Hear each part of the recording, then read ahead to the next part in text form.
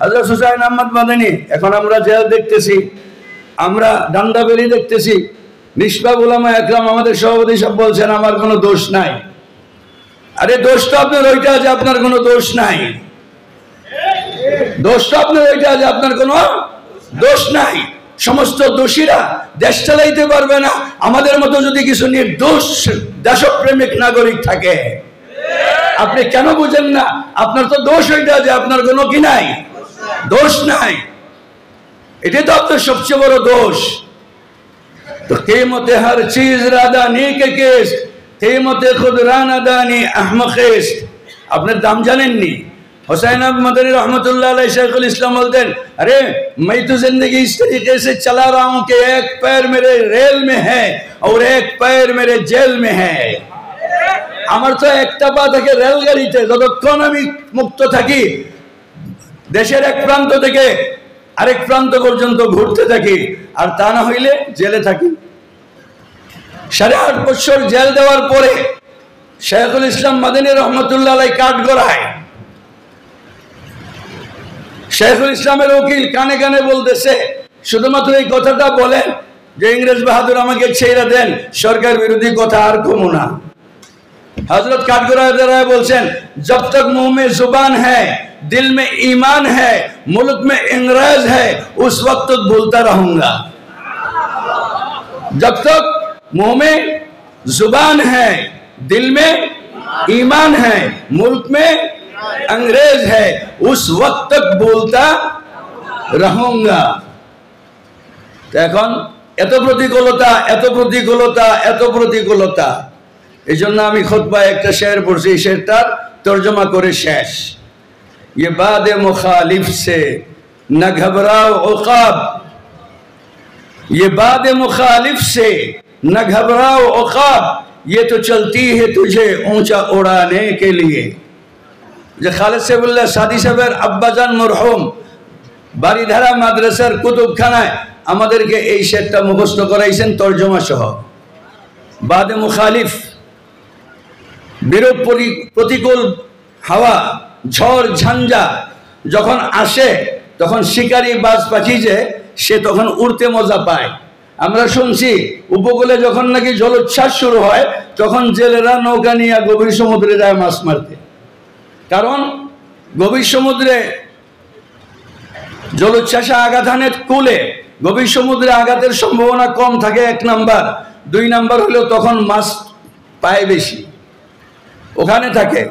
তো বাজ পাখির শিকারে নামে তখন যখন ঝঞ্ঝা শুরু হয়, যখন ঝাপটা দেয় বাড়ি দেয় তখন সে উপরে উঠে যায়। তো সে মনে করে যে আমার তো উন্নতির এখনই সময়, আমি ঝড়ে যদি ভয় পাই তাহলে তো আমার উন্নতি হবে না। আরে এটাই তো মজা। এক সাহাবী বলতেছে, আয় আল্লাহ, আগামী দিন আমি জিহাদে নামতাম, কাফেরদের বিরুদ্ধে জিহাদ করতাম, অনেককে মারতাম, আমার আঘাতে আঘাতে আমার শরীর জর্জরিত হইতো, এক সময় পড়ে যেতাম, মারা যেতাম, কাফেররা আমার নাক কান কেইটা আমাকে বিকৃত করে ফেলাইতো। কিয়ামতের দিন এইভাবে উঠতাম, জিজ্ঞেস করতো তোমার এই অবস্থা কেন? আমি আল্লাহকে বলতাম হাসতে হাসতে, আল্লাহ তোমার দিনকে জিন্দা করার জন্য আমি এটা করছি। জিহাদের পরে দেখা গেছে যেমন দোয়া তেমন কবুল, যেমন দোয়া তেমন কবুল। আরে আমাদের সাহাবায়ে একরাম তো ওইরকম ছিলেন, আমাকে তো ওইরকম হইতে হবে। মুহাম্মাদুর রাসূলুল্লাহ ওয়াল্লাযীনা মাআহু আশিদ্দাউ আলাল কুফফার রুহামাউ বাইনাহুম তারাহুম রুকআন সুজদা ইয়াবতাগুনা ফাদলাম মিনাল্লাহি ওয়া রিদওয়ানা। আমার আখেরি টার্গেট হলো আল্লাহ পাকের রেজা। আমি রাতে রহবান, দিনে ফুরসান, দিনে ফুরসান। আশিদ্দা আলাল কুফফার, আশিদ্দা আলাল কুফফার। সাহাবায়ে কেরামগণের কামিয়াবি যেই লাইনে আসছে, উলামায়ে দেওবন্দের কামিয়াবি যেই লাইনে আসছে, আমাকে আপনাকে সেই লাইনে নামতে হবে। সেই লাইনে আমরা পুরোপুরি যদি থাকতাম তাহলে আজকে সভাপতি সাহেব এই মজলিস ডাকতেন না। বোঝা গেল যে আমাদেরকে কোনো না কোনো ভাবে গাফলতের নিন্দে পাইছে, কোনো না কোনো ভাবে আমরা কিছুটা আত্মতৃপ্তির মধ্যে আসি। চলতেছে তো কি? মামুন সাহেব ডান্ডাবড়ি লাগাইছে, খালেদ সাইফুল্লাহ সাহেব ছেড়ে দিছে তো, ছেড়ে দিছে তো, ছেড়ে দিছে। এটা দেখেন, শরীফ আর অভিশাপ যে শিক্ষা ব্যবস্থা আসতেছে সেটা দেখেন না। হাফেজে কোরআনকে বাংলাদেশে পিটায়া মেয়েরা এরা বুক ফুলে হাঁটে যে সেটা দেখেন না। দায়ী যদি হয় ইমাম উমর, তাকে যে শুট করে দেওয়া হয় সেটা দেখেন না। দাড়িটুকু নিয়ে কোনো সংস্থায় চাকরি করা যায় না সেটা দেখেন না। কোন দিনী অর্গানাইজেশন স্টক এক্সচেঞ্জেস থেকে মঞ্জুর করানো যায় না সেটা দেখেন না।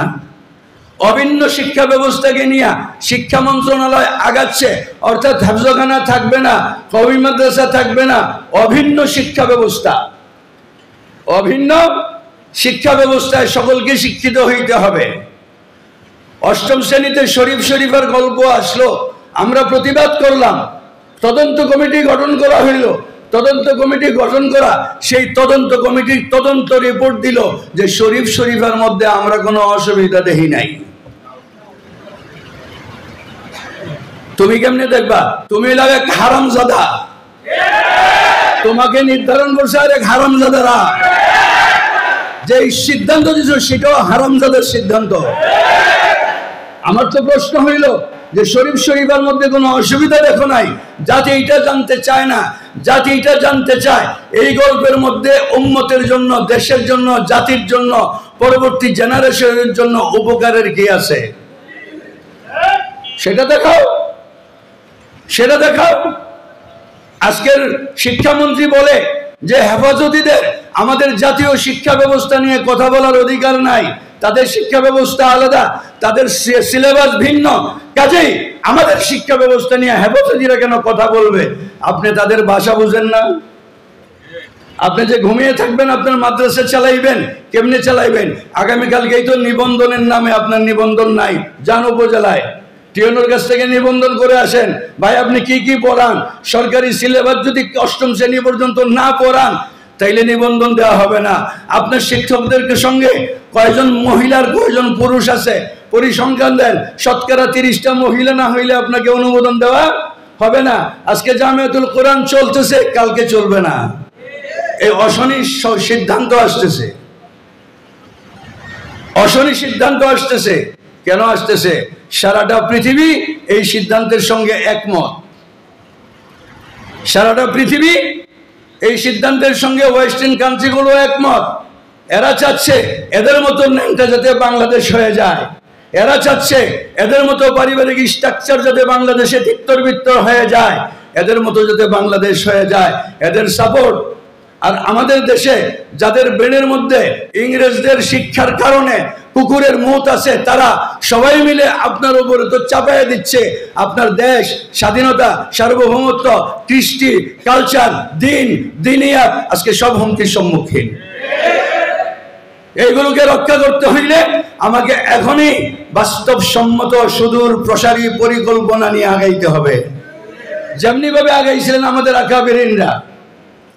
মানুষ মনে করেছিল যেই দেশে সূর্য ওঠে, যেই দেশে সূর্য ডুবে, তাদের বিরুদ্ধে কিছু করা যাবে না। আমাদের আকাবিরিনরা বলে তাহিনু ওয়ালা তাহজানু ওয়া আনতুমুল আলাউন ইন কুনতুম মুমিনিন। শামলিতে হেরেছি, দেওবন্দে হারবো না। এই যে দারুল দেওবন্দ যারা করছেন, সেই রশিদ আহমদ গঙ্গোহী রহমতুল্লাহ আলাই, কাসিম নানদবী রহমতুল্লাহ আলাই, হাজি আমদাদুল্লাহ মুহাজিরি মক্কি রহমতুল্লাহ আলাই, হাফেজ জামিন শহীদ রহমতুল্লাহ আলাই, এরা সকলে শামলির ময়দানের সম্মুখ যোদ্ধা।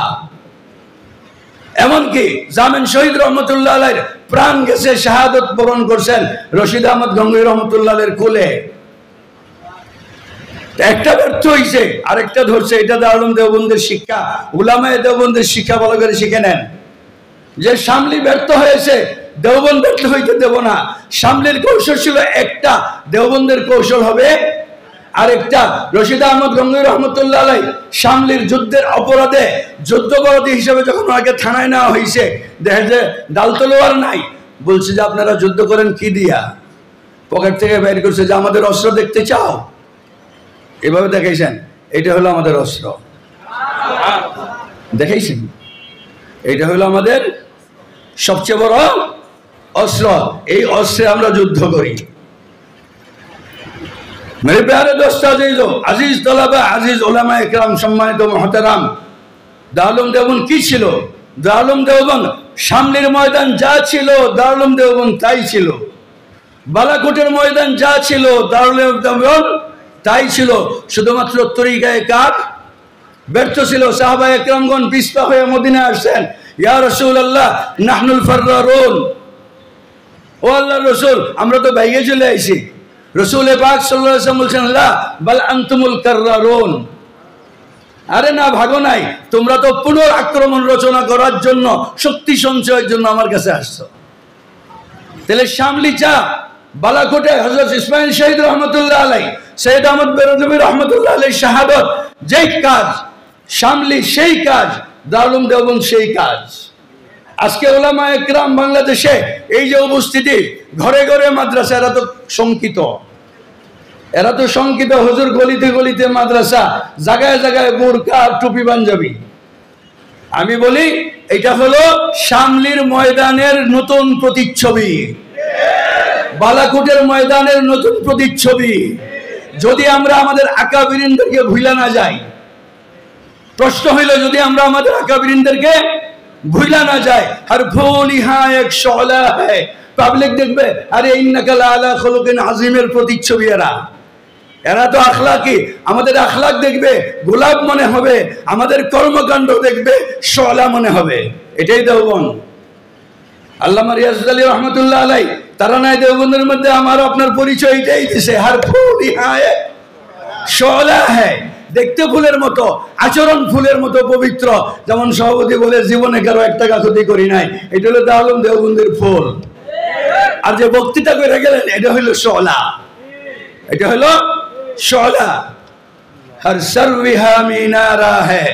আমাদের কোথাও যদি একটা ধুলিকণা পড়ে সেখানে তাজমহল দাঁড়ায় যায়। আমরা গরিব নতুন করিয়া ধুলায় তাজমহল।